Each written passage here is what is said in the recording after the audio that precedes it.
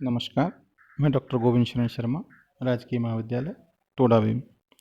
विद्यार्थियों, पिछली बार हमने नरोत्तम दास की सुदामा चरित्र खंड काव्य है उसके विषय में पढ़ा था। आज उसी प्रसंग को हम आगे बढ़ाते हुए पढ़ेंगे। यहाँ सुबुद्धि जो कह रही है, को दो सवा जुर तो भरी पेट, तो चाहती ना दधी दूध मिठौती, सीत बिनीत भयो सिसिया तही, हों हटती पे तुम्हें ने हटौती, जानती जो ने हितु हरिसो, तुम्हें काहे को द्वारिका पेली पठौती, या घर तेने गयो कवे हूँ पिए, टूटो तवा और फूटी खटौटी। और इसी प्रसंग में सुदामा जी भी उनसे कुछ कहते हैं। छाड़ी सवे जक तो ही लगी बक, आठों जाम यह हट ठानी, जाते ही दे ही लदाए लढ़ा भरी, ले हों लेवाई यह जिए जानी, पियई कहाते अटारी अटा, विधि दीन जुपे बस टूटी छानी, जो पे दरिद्र लिख्यो है लिलार, तो कहा उप मेटी ने जात अजानी।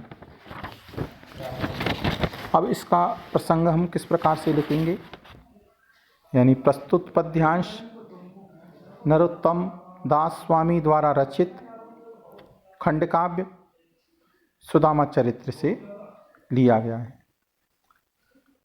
इसमें सुदामा जी ने कहा है कि भीख मांगने में ब्राह्मण को लज्जा नहीं आनी चाहिए और धन संपत्ति सुख सुविधाएं जुटाना ब्राह्मण का काम नहीं है। तब सुबुद्धि ने जो कुछ कहा है उसी का वर्णन इसमें किया गया है।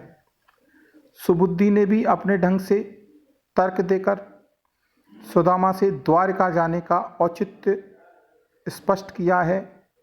तब सुदामा अपनी पत्नी से कह रहे हैं, इसी बातों को यहाँ पर बताया गया।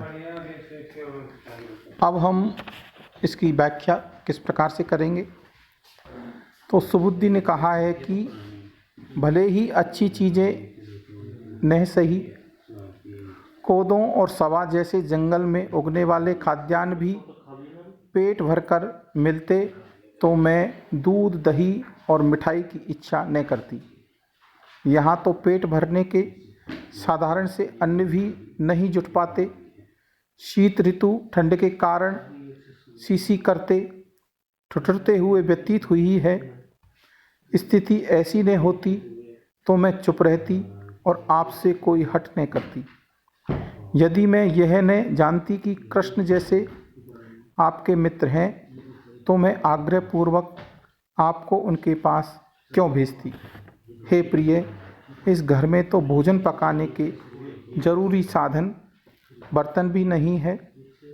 यहाँ तो टूटा हुआ तवा और फूटी काठ की परात, गरीबी के कारण साबुन बर्तन भी कभी प्राप्त नहीं हुआ। तब सुदामा सुबुद्धि से कहते हैं कि तुम तो और बातें छोड़कर बस आठों प्रहर यही बकवास करती रहती हो। यही कहते के रटते हट तुमने ठान ली है। तुम समझती होगी कि तुम्हारे कहने से मैं कृष्ण के पास चला जाऊं तो वे मेरे जाते ही सामान से गाड़ी भरवा देंगे और मैं उसे ले आऊँगा।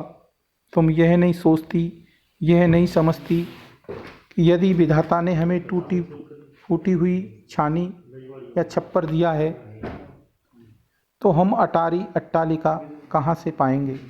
वे हमें नहीं मिल सकती। तुम नासमझ यह नहीं जानती हो कि हमारे भाग्य में यही दरिद्रता होना लिखा है, तो वह किसी के मिटाने से मिट नहीं जाएगी। अब हम प्रसंग और व्याख्या की दोनों चीज़ें हम इसमें कर चुके हैं। अब टिप्पणी या विशेष हम किस प्रकार से लिखेंगे वो देखेंगे। सुबुद्धि अपने घर की गरीबी एवं विवशता का उल्लेख कर सुदामा को कृष्ण के पास जाने का आग्रह करती है। वहीं सुदामा अपनी पत्नी को समझाते हैं कि सब अपने भाग्य के अनुसार प्राप्त करते हैं और भाग्य किसी दूसरे के बदलने से नहीं बदलता है। इसकी भाषा ब्रजभाषा है। इसमें अनुप्रास और काव्यलिंग अलंकार का सुंदर चित्रण हुआ है और सुदामा जी का कथन उनके व्यक्तित्व के अनुरूप है, ऐसा इसमें हम कह सकते हैं और टिप्पणी या विशेष के रूप में ऐसा बता सकते हैं। यही पर्याप्त है।